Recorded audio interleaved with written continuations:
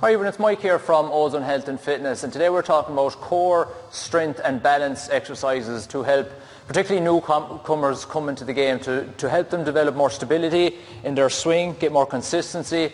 And what you'll often find is that newcomers will go straight into the golf game. They'll start driving and they'll start going out playing games, and they overlook the strength and balance element of golf, which will build more consistency. So if you've got an imbalance where the body isn't steady during the swing, or if you've got one side of the body that's not strong enough, what you'll often find, particularly if you're playing 18 holes of golf, it's a lot of going. You're at it for 4 hours, and you'll often find that people who don't put the time and effort into the strength and balance side of their golf game can often be stiff. You know, playing 4 rounds of golf, if you're playing a bit of a competition, will become very challenging then. So you'll often find that newcomers to it after a game of golf can be very tired. They'll have a lack of energy, but they'll also be very stiff in the lower back because they're not doing the strength and balance work. And plus, outside of that, you develop your strength and balance more. It gives you more consistency in your game, and you can see yourself improving then. So you want to try and eliminate as many variables as possible in your golf game. So if you can develop more strength, you're not going to be overcompensating for a lack of strength anywhere in the body, which means you can focus on a good swing. Whereas if you've got imbalances on one side or the other, your technique, you're either bending your elbows because you haven't got the flexibility, all these kind of things will start impacting your swing, which is going to impact your game, you get frustrated in. So it's a crucial part of the golf game these days is the strength, balance, conditioning and the whole lot. Okay, so in today's video we're going to look at a strength and balance workout for the core as well.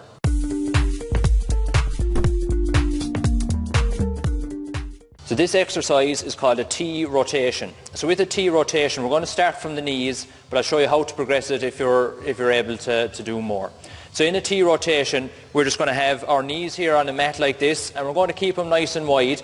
And what we want to do, so we're in a nice straight position, so from our knees all the way to our shoulders, so we're not out like this with our bum, we're not letting the hips drop. Keep our body nice and straight and keep this core nice and tight. And basically what we're going to do is we're going to let our feet drop on the ground, and we're going to rotate to one side and back down. And we're going to repeat that on each side and back down. Okay? So as we rotate, you'll see my feet will kind of turn a little bit with me, and you're just trying to maintain that straight body as much as you can. Now again, some of you will find that this is too easy, but what you're trying to do is get a straight line from one shoulder straight through to the other hand and back down. Straight over, maintain that straight line, but keeping this core nice and tight. Don't let the hips drop at any point, or try not to lift the body just to do a rotation. Okay? If you're able to do more, we're going to come up onto our toes and do it this way instead.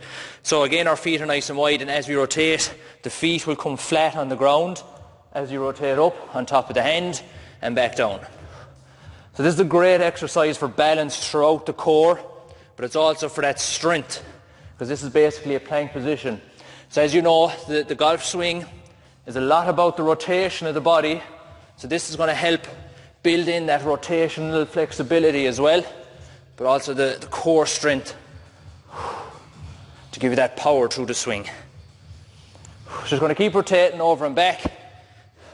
So from a front view, again our feet are nice and wide, so this is the more advanced version.